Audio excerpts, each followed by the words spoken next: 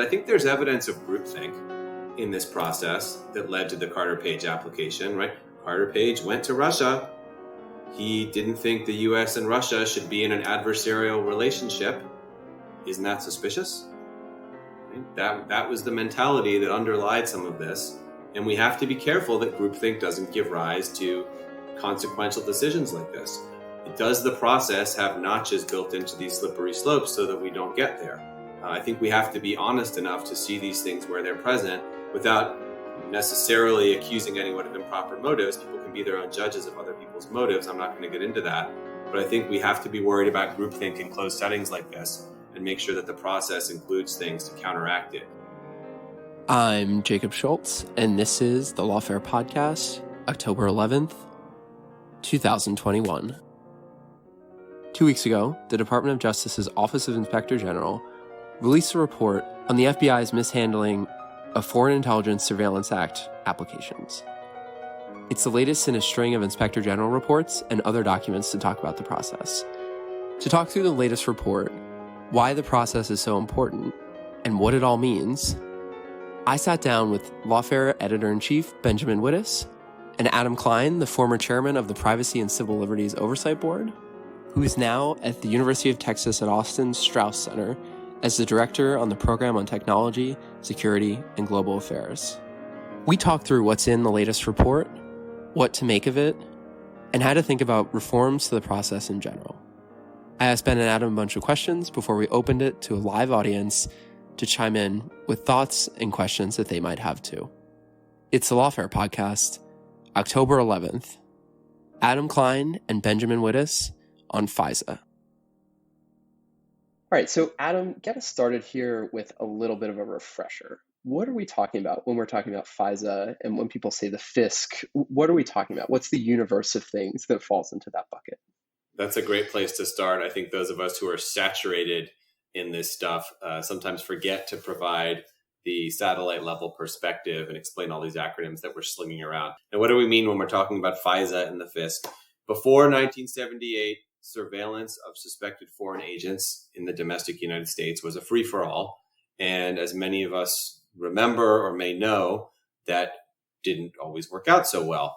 There were a lot of excesses in national security surveillance. People who were not genuine threats to the United States were surveilled, were harassed. There was political intelligence collection by J. Edgar Hoover's FBI and all kinds of other shenanigans.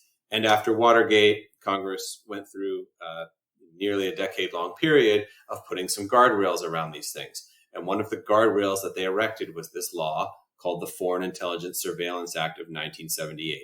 And the basic premise of this law is that to surveil someone you think is a foreign agent in the United States using electronic surveillance, which is, of course, is a defined term in the law, but it basically means a wiretap that collects the contents of their communications. And we can get more into the details of that later. You have to go to a court.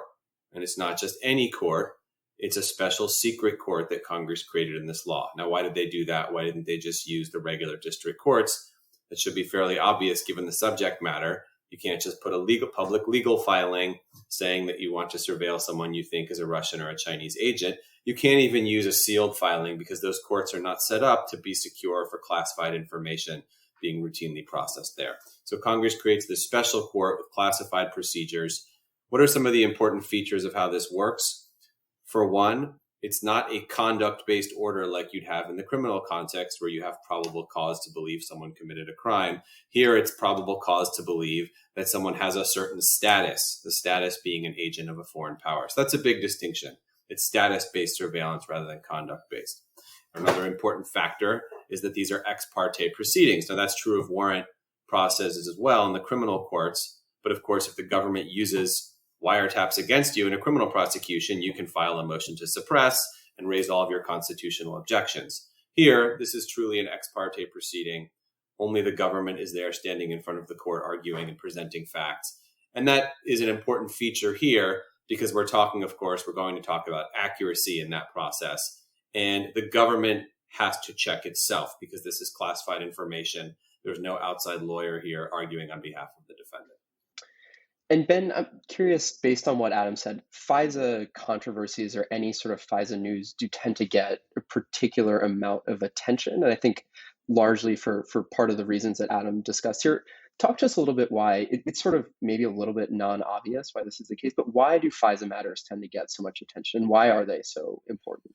So it's actually a bit of a change. When I became interested in the FISA structure in the mid 1990s, it got virtually no attention. And I believe I am the only journalist who has ever been inside the Foreign Intelligence Surveillance Court's chamber. And that is for the simple reason that I think I was the only journalist who ever asked. And, it wasn't like a great scoop or anything. I was just like, hey, can I see the court? And I'm like, sure. So they took me in. In the years since, it has become a matter of pretty consistent political controversy. And the first big example of that was the case of Wen-Ho Lee, the Los Alamos nuclear scientist in the late 1990s. In the years post 9/11, the court began to be used for a much broader range of surveillance activities, including most famously actually was an incident where it was not used, which was the Zacharias Moussaoui case. And then the Bush administration's decision to circumvent it in the Stellar Wind or warrantless wiretapping program. And so this sequence of controversies involving FISA or the circumvention of FISA put the court very squarely in the public eye. And buried in that was an incident in 1999 and 2000 in which the court itself got very angry at a particular FBI agent who had made a series of mistakes in FISA applications. And this caused, in the year after 9/11, but actually I think unrelated to it, caused the court to really rake the FBI and the Justice Department over the coals. And that led the Attorney General to ask a gentleman, an assistant U.S. attorney named Woods, I believe it's Randy Woods, but I'm not sure, to craft a set of procedures to make the FISC submissions by the Justice Department to ensure that they were rigorously accurate. And the controversy today is over the Justice Department's and the FBI's in particular compliance with its obligations under the so-called Woods procedures. So every time Adam or I says the Woods procedures, remember that this is a 20-year-old set of procedures that respond to the last time the FISA court was unsatisfied with the FBI's performance in being rigorously accurate in filings before the court. Can I pile on here and continue Ben's excellent deep history of the FISA court and why attention seems to have consistently grown? After 9/11, as Ben points out, there was the circumvention of the FISA court with the warrantless wiretapping activities. And then the FISA court starts to get drawn in increasingly exotic ways. One example is the government went to the FISA court and asked it to legitimate one of those activities, which was bulk collection of call detail records. And the FISA court basically buys the argument that all records held by U.S. telecommunications companies can be relevant to an authorized investigation. And that reading of a public statute, but it's a secret interpretation, becomes the basis for this bulk call detail records program, of which there are some media reports in the years right after that happens in the mid-2000s, but they don't fire the public imagination. And then, of course, that's one of the major things that Edward Snowden puts out in his revelations in 2013, is a court order issued to one of those companies. And that, of course, sets the world aflame when people realize that the government has been conducting this massive collection activity on the basis of a statute that I think, if you read it fairly, does not seem to authorize that. So that's one thing. The second, what I would call exotic animal that gets added to the FISA zoo, is something called Section 702. And I hate to use these statutory sections because the eyes really glaze over. But basically what this is it allows the U.S. government to collect things electronically here in the U.S. from both servers and wires that pertain to people who are proven to be overseas, who are known to be overseas, and who are not American citizens. So it effectively benefits from the architecture of the internet, which has things pinging around the globe, even though they relate to people overseas, to conduct domestic collection of foreign people. So that's what Section 702 is. And why this is interesting from the FISA court perspective is because it's part of FISA, but it doesn't have the individualized court orders that we have in other parts of FISA. Instead, the court signs off on this program once a year and signs off on the rules and procedures that the agencies have to use, but they can target people individually without going to the court. And so you get the court's role changing and expanding, and it's now making these decisions that look very systemic. And so, Ben, I want to move now to the most recent set of FISA controversies. So the report that we're here to talk about is sort of the ancestor of a bunch of different other previous actions related to FISA and the Office of the Inspector General within the past couple of years. Could you sort of walk us through? It's a really tangled mess. It'd be helpful before we move to what actually happened last week for you to just talk through the stages of things that led us to this moment. Yeah, let's call this the FBI's 7 stages of grief. I now have to make sure there are 7 stages of the. All right, stage 1, the Russia investigation happens. And early in the Russia investigation, one strain of the Russia investigation, and it's only one strain, and it's a strain that actually resulted in a bit of a dead end. It's not the strain that leads to the Mueller report or anything like that. But one strain is a set of counterintelligence concerns about a Trump campaign aide advisor named Carter Page, who had some very unusual Russian connections and sympathies, including with Russian intelligence agents. And he had been given a speaking gig in Moscow that he was rather unqualified for. And the FBI was curious about whether he was being leveraged by the Russians. They eventually acquire a FISA warrant against him. And again, I want to stress, this is not the exotic part of FISA that Adam is referring to in either of those. This is core FISA. You've got a suspect, you think he is a Russian agent, you go to the court, you present probable cause that he's an agent, you get a electronic surveillance warrant, and then you renew it 2 or 3 times, I forget which. And so Carter Page is under surveillance for a long time. And that application, both the original application and the subsequent renewals, turn out to have between them 17 separate errors, some of which are pretty significant.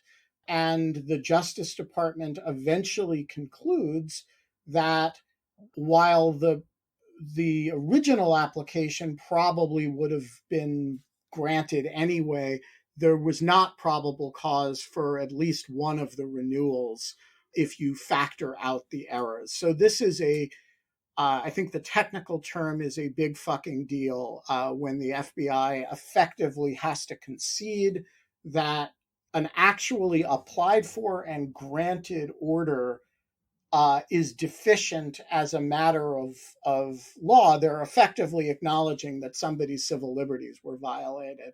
That is really the first time that's ever happened in a Title I FISA, and it is a very big deal. That was the result of the first Inspector General investigation. This then spawns 2 other investigations.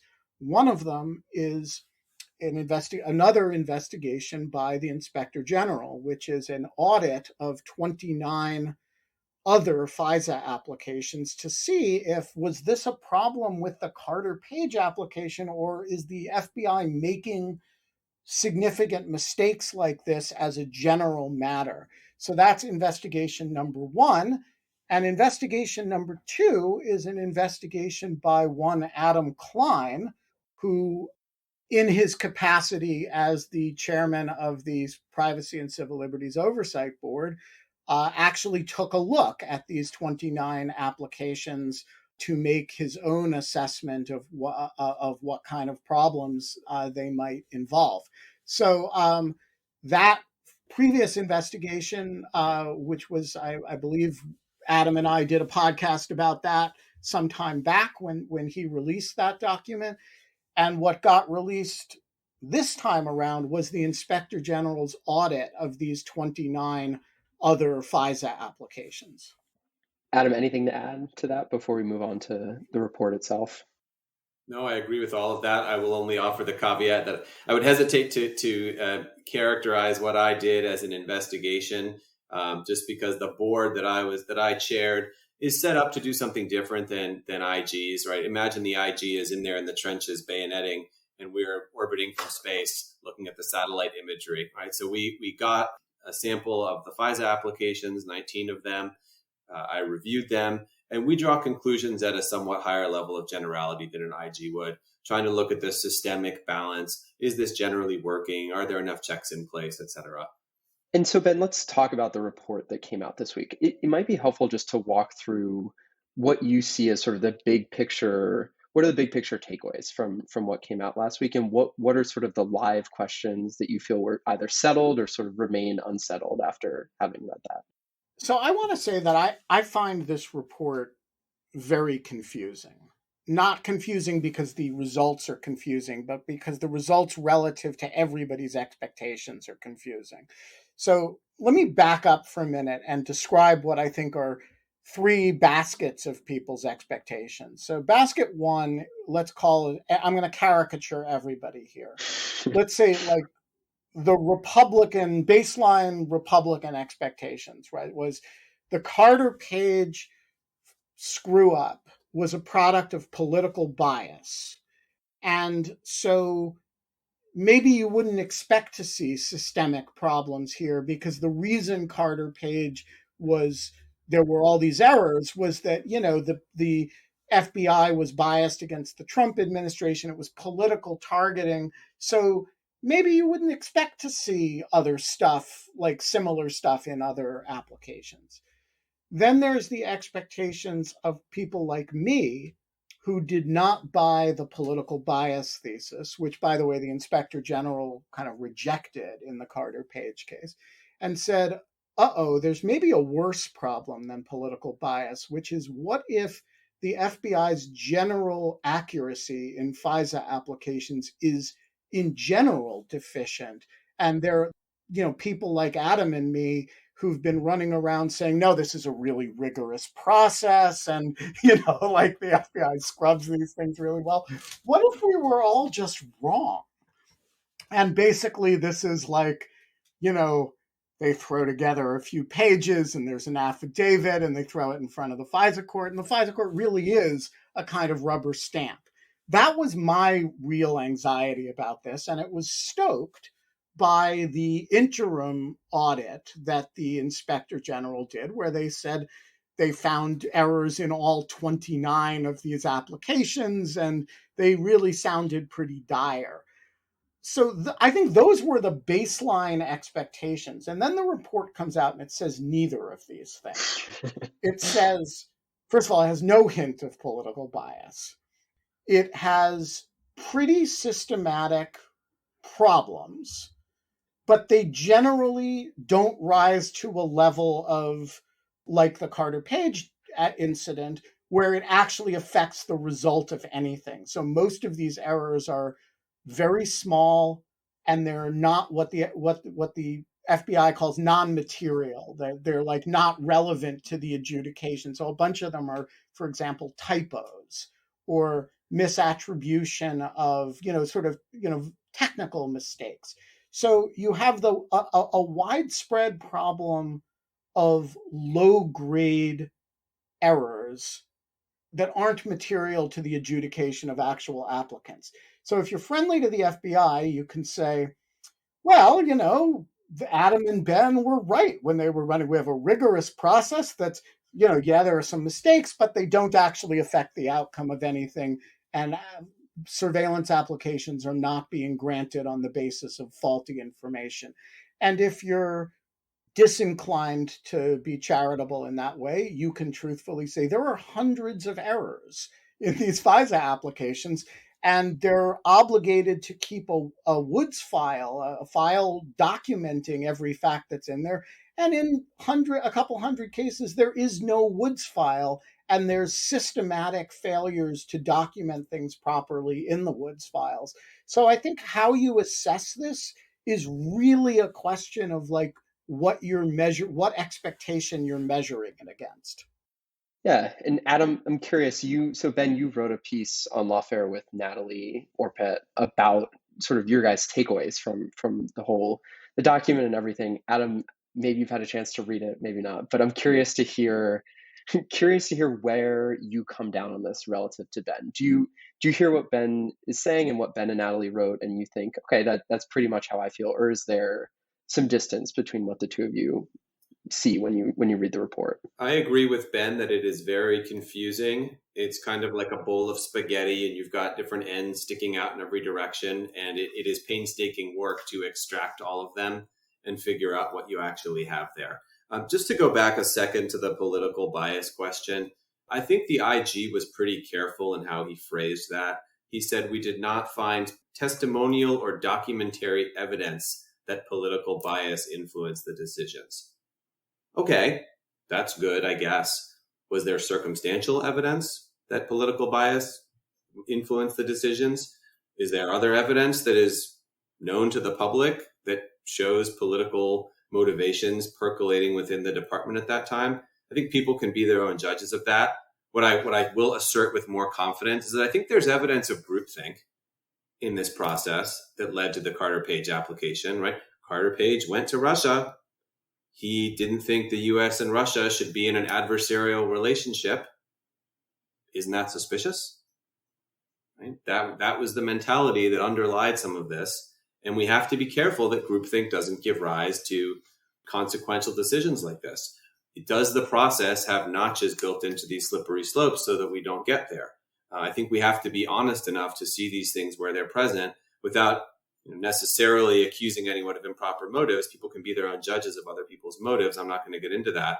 But I think we have to be worried about groupthink in closed settings like this and make sure that the process includes things to counteract it. Things like red teaming, which is something I recommended in my report that Ben alluded to earlier.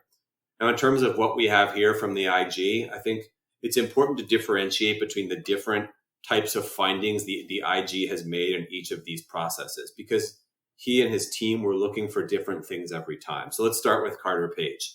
Carter Page is kind of the 1A gold standard audit treatment.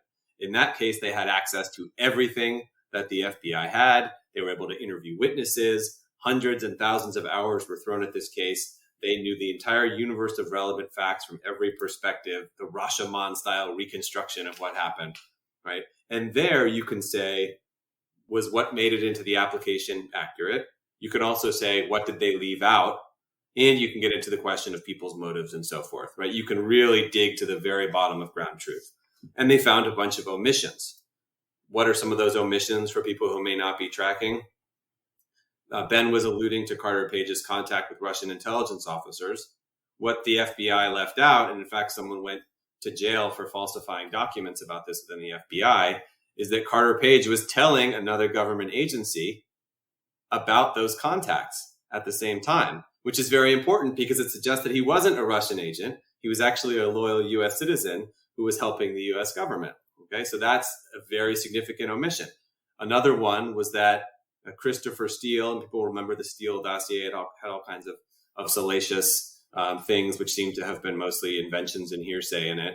Christopher Steele, who was this former British spy for hire, put this dossier together. It turned out that he had told the FBI that one of his key sources was basically a fabricator who liked to give him gossip and other things like that. And these quotes are all in the IG's report. That was also left out, even as the FBI was relying on some of the information from Christopher Steele in the application. So these are very significant omissions that were only discovered because the Inspector General had the time and resources to get the entire universe of information about that one specific case. Okay, so that's one level. The next level is what they did in these 29 applications, where they went through and looked at the application and compared it to the supporting documents. And that's good, right? They found a lot of errors, a lot of mismatches. But what can't you do? What can't you get out of that? You can't look for omissions. So we don't know whether there were omissions like those that plagued the Carter Page file. It's still good work by the IG. It's important, but we can't assume that the applications were complete because they weren't able to check for omissions. And I completely understand why they wouldn't. That is exceptionally labor intensive, as I just described. And then there's a third set of applications referenced in what is a pretty confusing document, even if it's an important one by the IG. That's the 7,000. That's a number that you may have seen in some of the media reports. And that's all the cases that were filed during the years covered by the IG. That big set, that 7,000 set, got a third level of treatment, which was that the FBI went back and checked to see whether they had created the Woods files, these files that are supposed to hold all the supporting documentation. And in that, out of that 7,000, in 183 cases, the file wasn't there. Now, the documents seem to have existed elsewhere, and they were able to cobble them together after the fact, but that's not good.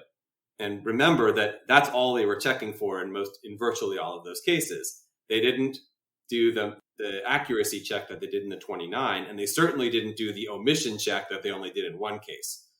So we have to remember that this sample that we found isn't great, and it's possible that if they had been able to do the Carter Page level deep dig into each of these cases, we have no idea what we would have found. So we don't want to overread this, but that cuts in two ways, right? We don't want to overread the findings as being more serious than they are, but we also don't want to overread the absence of more serious findings as evidence of absence of errors in these cases. Yeah, that's a really useful way to think about it. And so, Ben, with that in mind, I'm curious what are the things that we can reasonably draw out from this, right? Like, what are the mistakes identified that you see as on their own terms as being instructive of something going on here? Well, so first of all, they don't detail the specific mistakes. They characterize them in categories. And so, whether they regard them as significant or the FBI regards them as significant, to add to Adam's correct layers of complexity, may not be the same as whether you or I regard them as significant. And, I think if you're a surveillance target and you see, and of course you don't because you don't have access to the applications, but if you see facts that are wrong in the application, those are probably going to be more significant to you than they might be to the FBI agent who put the application together.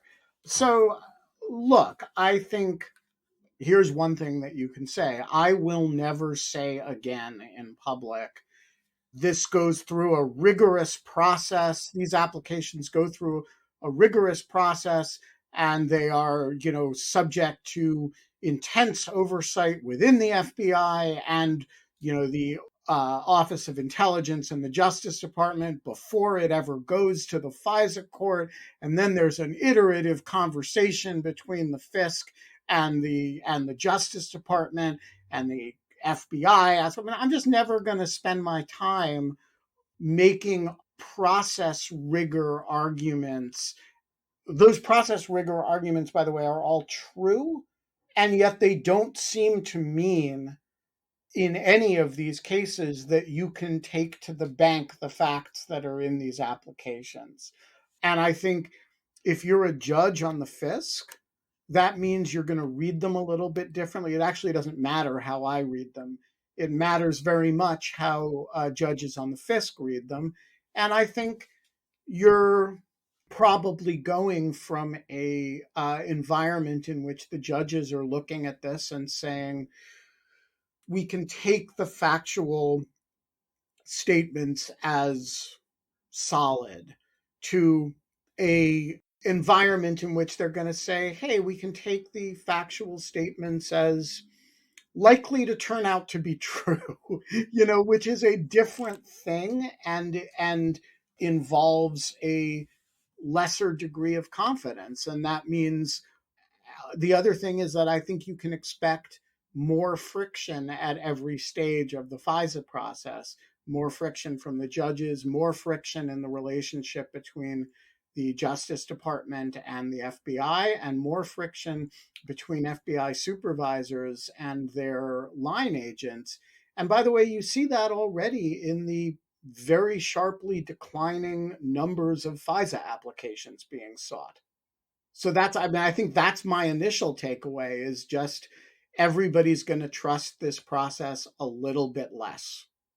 Yeah, that makes a lot of sense. So, Adam, Ben had referenced this earlier, but you're in the sort of unique position of having taken a look at a lot of different FISA applications, and you wrote in your former capacity this report that we posted on Lawfare. You wrote a Lawfare essay accompanying it.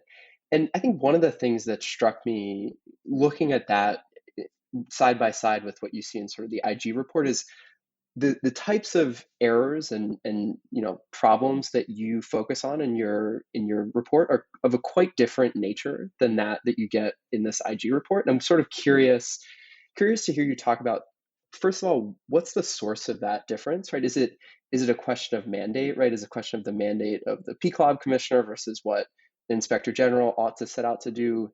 And then aside from that, I'm sort of curious on a broader perspective, when you look at what you did in conjunction with what the IG's come out with here, do you have a different take on matters, or do you see things in a slightly different perspective? That's a great question. I think there's a fundamental difference in perspective. Right? The IG has a very granular, ground level perspective. They are wading through this application by application, counting the errors, doing a spreadsheet to match one error up with another. And that's very important work.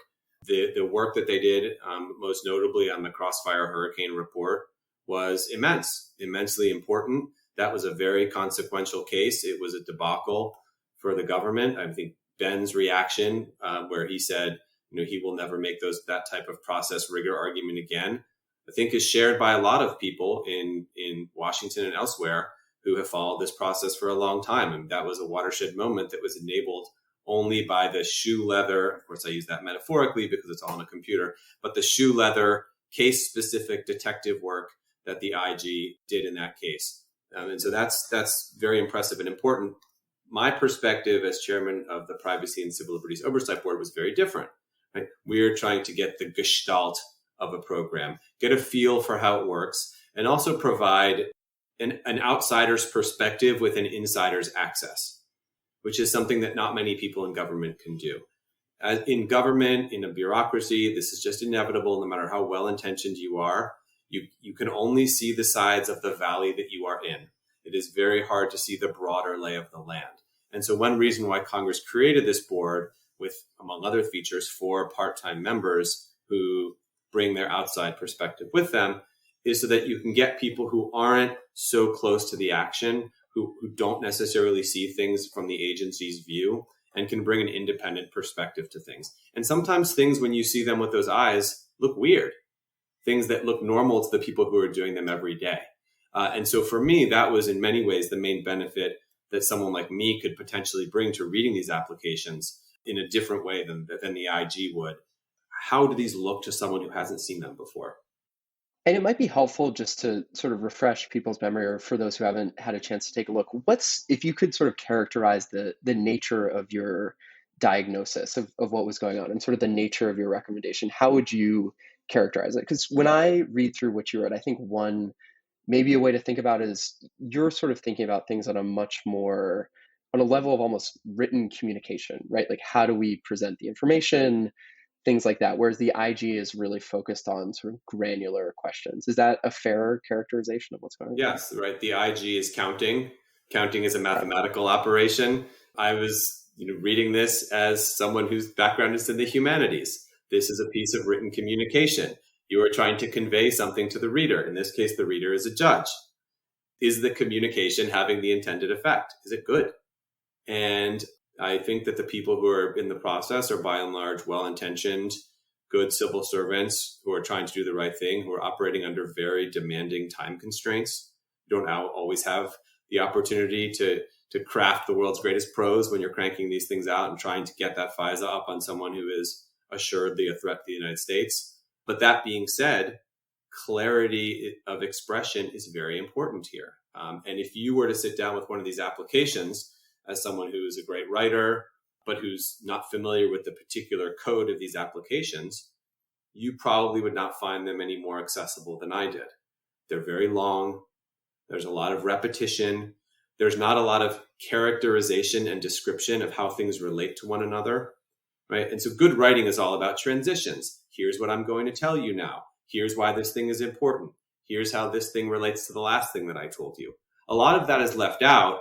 And in fairness to the agents who are writing these things, there's a reason for that, because every statement in that application is supposed to be unimpeachably accurate and factually sure. And characterizations and descriptions of how things relate to one another are more subjective. Right? And so agents don't want to get into that subjective territory. But I think it's actually quite important to convey to the reader what you think the important facts are, how you think those relate to other facts in the application. And there are a couple of reasons for that, right? It tells the judge what to focus on. Where's the keystone of the case, right? And it also saves the reader time and mental energy. So you don't have to go through what can be a very, very long and detailed application. First this happened, then that happened, then that happened, then that happened. Figuring out what's important. How do all these little pieces relate to one another? Because if you're using all your mental energy for that, you have less energy left to analyze, to think like a critic about this case and whether it actually stacks up. And so for that reason, I think it would actually be really productive to focus on how these applications are written and structured, and to make sure that they include summaries, among other things, so that the judges can focus their mental energy on critical analysis of the strength of the government's case, just like courts do in open settings where there is a premium placed on rhetoric and argumentation in the brief writing. So maybe it might make a bit of sense to talk about where we go from here. Ben, you talked a little bit already about what the implications of this might be for the process going forward. But one of the things that you and Natalie wrote about in the piece, which I think might be worth drawing out a bit more, is the FISA process is a dialogue, right, between the FBI, the Justice Department, and then on the remedial side, there's the FISC, there's the IG, and then there's also Congress, right? So when this report comes out and when the IG's other previous reports have come out, what's the action item, right? Like what happens next, and who's in the position of responding to what's come out? I would say there's two concurrent processes. One is that the IG has spent a few years now really looking at the FBI's handling of 30 different FISA applications with a fine-tooth comb. That investigative process has yielded this audit, along with the Carter-Page portion of the Crossfire Hurricane report. It has produced an enormous amount of upheaval within the FBI, and it has been, I don't say this in a negative sense, it has been very disruptive, in the literal sense of disrupting the way the FBI has, done these things. It has produced a series of recommendations, a series of back and forths with the IG. So that is one process. The other process, which has been much less high profile because it has not involved major reports, which tend to be, news events, is that, when the IG issued its Carter-Page document, the FISC said, hey, wait a minute, what's going on here? And there has been a protracted back and forth between the FISC and the Justice Department and FBI about the integrity of the work product that the FBI is putting in front of the FISC. And that has involved, and Natalie and I detail some of that in the piece, but I think most importantly, the FISC appointed an amicus, Lawfare board member and frequent contributor on FISA matters, David Criss. And David wrote, and we published it at the time, a quite detailed set of recommendations and analyses in his capacity as amicus that the FBI has mostly in dialogue with the FISC now implemented. And so I would say there's two major concurrent processes. At the end of the day, and this is no disrespect to the IG, the relationship with the FISC is the much more important one to the FBI than the relationship with the IG. And the reason is that, the flip side of Adam's point that this is an ex parte process in which only the government appears is that there is exactly one party that appears in front of the FISC, right? This is the ultimate repeat player game. The FBI has to show up and it has business to conduct in front of the FISC. It's 1,500 or so FISA applications every year, and it simply cannot get that done without a certain level of trust. And so it is critically important for the Bureau to have a trust relationship with the FISC. It's a Reagan style trust but verify relationship, but they cannot be walking in there day after day with the expectation that they are not doing their jobs well. And so like the IG is from the FBI's point of view, I'm going to say this because FBI people can't, a major league pain in the ass. But the FISC relationship is an existential problem for the Bureau, at least in the counterterrorism and counterintelligence spaces. I'll just defend the IG a little bit in response to the pain in the ass view, which I don't attribute to you, Ben. No, I just want to say I am saying that is an FBI perception of the IG. I think the IG has made a very significant set of contributions here. I think there are a lot of people at the FBI who would love it if the ground opened up and the entire Inspector General's office fell in. Fair enough. Adam, you're still welcome to defend. Yeah, no, I agree with Ben that the IG has made very significant contributions here. And there's a degree to which people have to have self-awareness about maybe the benefit of having external voices bringing some fresh air into the halls of your concrete fortress once in a while, right? I mean, they have been given very, very significant powers for very important reasons. I want them to keep those powers. I don't want FISA to go away. And just so people know, the Wall Street Journal editorial board came out the other day saying that FISA should be abolished and surveillance powers should be restored to control of presidential appointees rather than going through the FISA court. I respectfully disagree with that perspective. I think that would be much worse. I mean, if you think that the Carter Page situation was a debacle, as I do, imagine how much worse it would have been if there hadn't been the court providing at least some check and accountability there. But that's the direction things will trend for the FBI if these kind of mistakes recur. So people who are trying to get the FBI back on track with its compliance practices are not doing it because they hate the FBI or because they think these powers are unimportant. It's because they think they're important and they're only going to be retained if the American people have some confidence that there's accountability. I just want to add one point on which I think the IG does deserve criticism, intentionally or unintentionally, and I'm not ascribing motive here.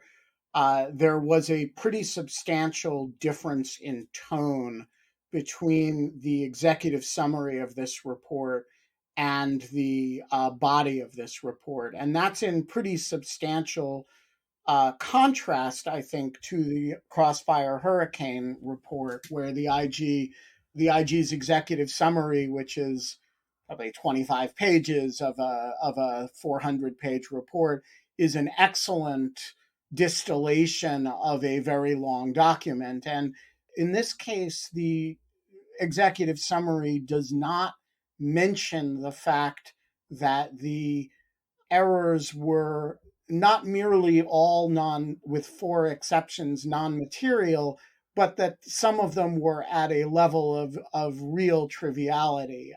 And you really actually have to go into the body of the report to see that. I don't think the headline of this document by any means should have been Inspector General finds lots of typos in FISA applications. But I do think somewhere between there and sort of widespread systematic falsification is where the truth is. And I do think the executive summary did the complexity of the body of the report a bit of a disservice here. Yeah, that's fair enough. We will bring on Terry with a question. Thanks for taking my question. How would you characterize the judges on the court? What's their background? Is it a job people want? Do we know? That's a great question.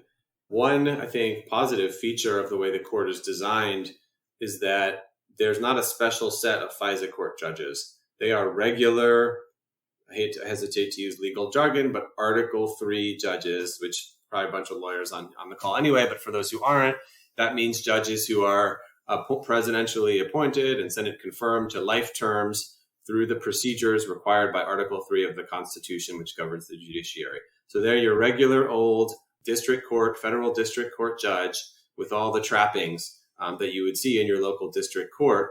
And they are appointed by the Chief Justice who serve on the FISA court in addition to their regular duties. And I think that's good because the regular district court judges are tough. They're used to being masters of their domain. They're used to grilling everybody who comes in front of them. So I think that to some degree helps mitigate concerns about regulatory capture. If your only job was being a judge on the FISA court, then you have a stake in the continued existence of the FISA court. Maybe you get too chummy with the agents and the lawyers who are coming up in front of you all the time. So I think that's one of the wiser features that Congress put into this law. What's the term? 7 years. Thanks. I have only one thing to add to that, which is that I do think there's a difference between the DC-based FISA judges and the non-DC-based FISA judges.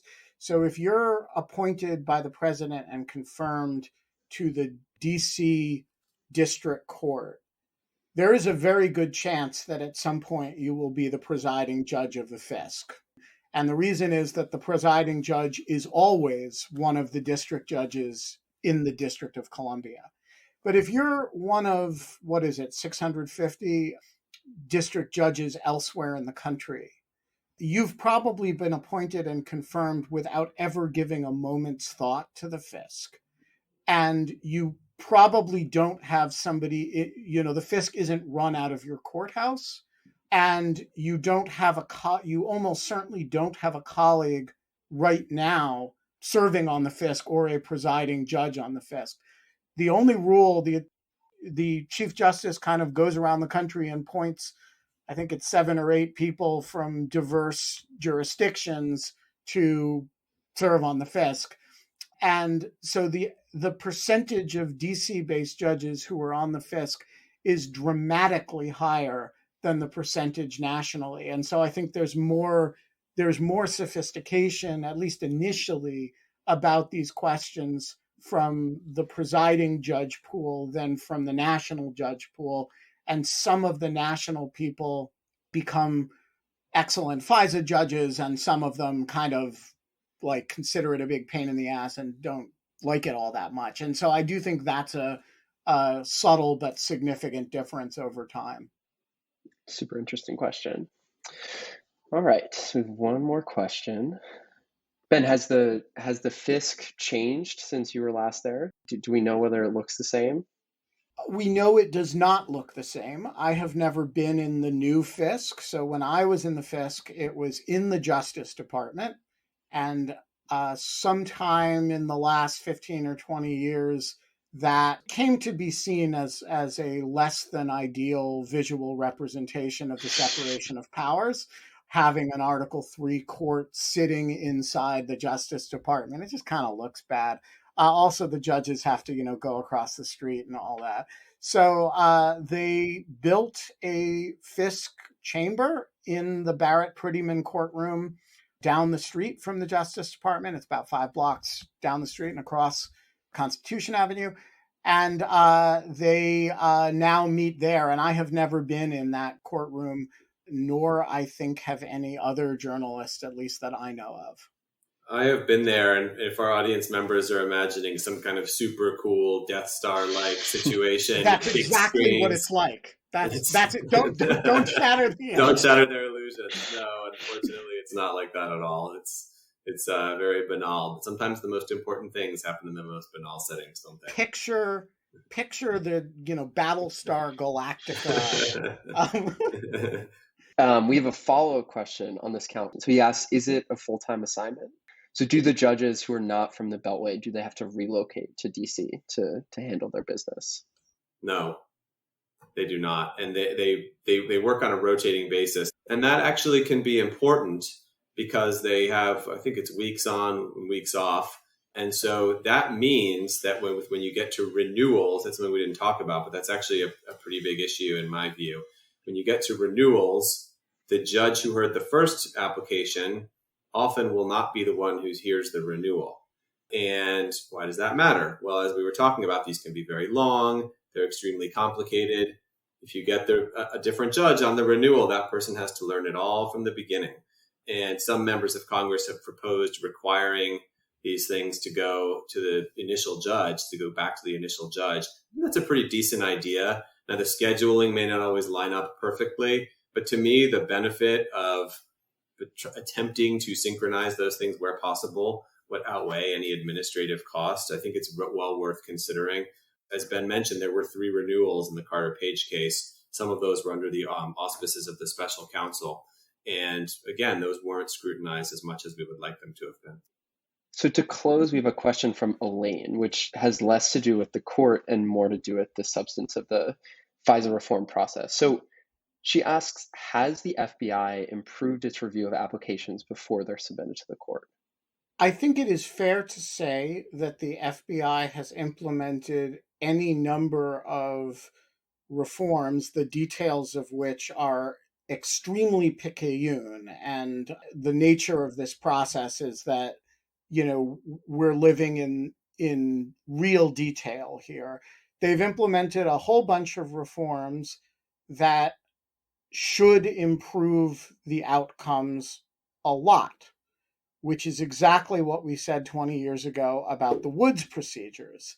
And, one way to think about it is this is the turtle that walks halfway to the wall every day, and that the process is always improving, but it's imperfect by definition. You can never close imperfection to zero.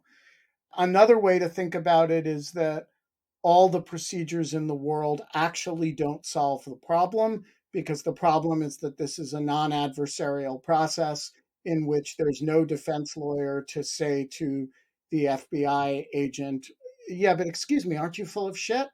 And that is actually the element that's missing.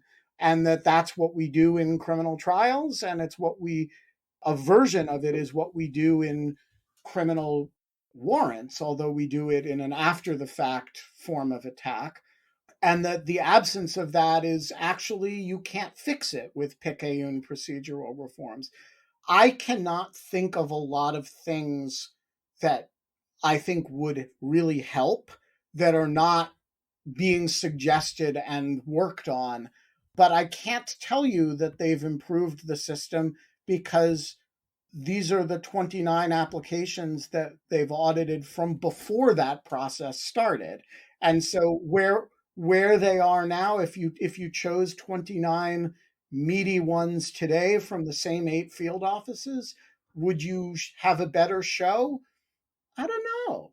And that doesn't address the much more important issue that Adam started with, which is this is about errors, not about omissions. Yeah, and I agree with that. To add a bit to it, as Ben said, this is a snapshot in time of a time that's passed. This is like drilling down into the ice core, and we can say what temperature it was 1,000 years ago. It doesn't tell us that much about today. I think a lot of good things are being done to address errors and omissions, I will say. The DOJ is now conducting these completeness checks, which look for omissions. That's a huge time commitment. I think it's warranted given the severity of what happened. That should improve things. They're going to be reporting the results of those checks twice a year to the FISA court. And let's speak up for the DOJ a little here. They were deceived by the FBI in the Crossfire Hurricane case. Stuart Evans, who was a Deputy Assistant Attorney General at the time, tried to press on these applications. And so the DOJ was not necessarily the guilty party here or as accountable as the FBI was. They only can work with the information that they're given. Now, I think they should be given more information. They should be closer to the ground level of the process. But there is reason to believe that oversight that's now happening by DOJ, by the National Security Division, is going to be really meaningful. So I think that's one encouraging factor on the omissions front. But again, there's this broader perspective, which is, does this process facilitate critical thinking? Does this process prevent groupthink?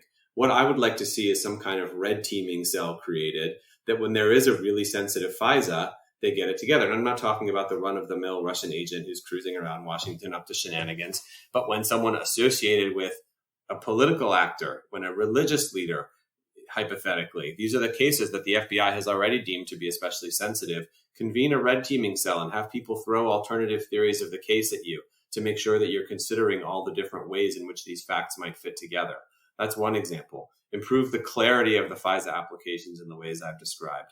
Make sure that summaries are included in the FISA applications that go to the court. The summaries exist, but they're not part of most of the applications at present. For renewals, make sure that people pause before filing a renewal and saying, what did we learn from the first one? And explain to the court whether the first surveillance confirmed what you thought about the person, disconfirmed what you thought about the person. If you didn't get anything good, why do you think you didn't get what you were looking for? They're not doing this right now. And so there are ways to improve critical thinking around these applications beyond just checking for accuracies and omissions in this very granular way. And I would hope that Congress will take some of this up when it does legislate again. It will. We haven't talked about Congress at all, really, but Congress will have to legislate again in 2023 on FISA when Section 702 comes up again. And I should note, some important FISA authorities lapsed in March 2020. No one's talking about that. I think it's regrettable that they lapsed, but in large degree, it's a consequence of what happened with the Crossfire Hurricane case. I agree with all of that. I will just add one cautionary note to close. There is a danger here that nobody talks about, which is the danger of making the process so gummed up and bureaucratic that it becomes very, very difficult and disincentivized to seek a FISA application at all. We're already seeing some data suggesting that that's happening.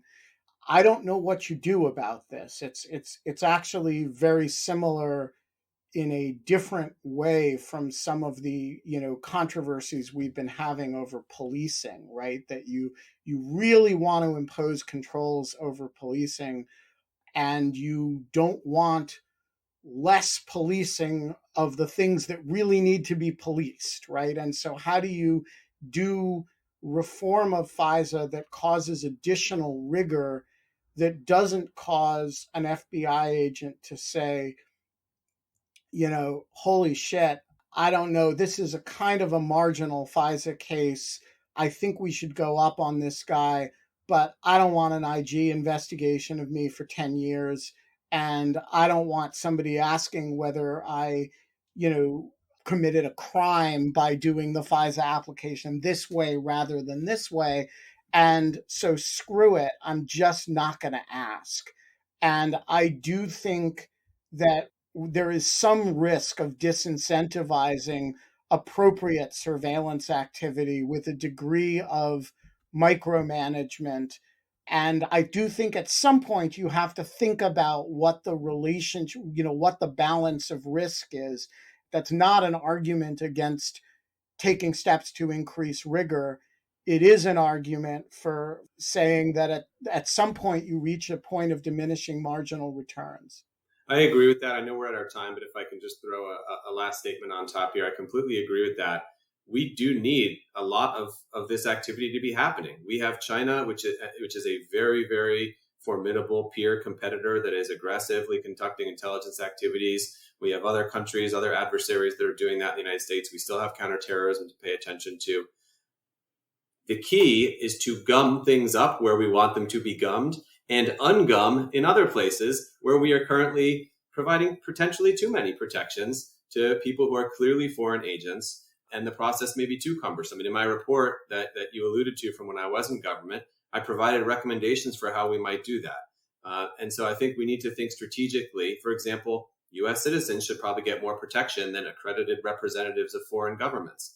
Cases where you have people involved in politics, American domestic politics, that should be the siren going off. There should be a very high bar for FISA-ing in those cases because of the systemic risk to our political system, to trust in the government from FISA. So we need to slice and dice the set of cases that we have every year more finely to make sure we're throwing the gumming into the right places and ungumming the places where we want to make sure that things do happen. And that is a terrific natural endpoint. Thank you both for coming on this week, and thanks to everyone in the audience for the questions and for listening. We will see you all next week. Thank you. Thanks. The Lawfare podcast is produced in cooperation with the Brookings Institution. Thanks this week to Bryce Clem for facilitating the Lawfare Live. And your audio engineer this week was Kara Schillen of Goat Rodeo. Your music is performed, as always, by Sophia Yan, and the podcast is edited and produced by Jen Patiahao. If you'd like to join live conversations and tapings of the podcast like this one, please consider becoming a Lawfare material supporter on our Patreon page. Through that, you'll get access to our ad-free podcast feed, along with special features like access to live events like this one. If you feel so inclined, please rate and review the Lawfare podcast if you use a podcast service that allows you to do so. As always, thanks so much for listening.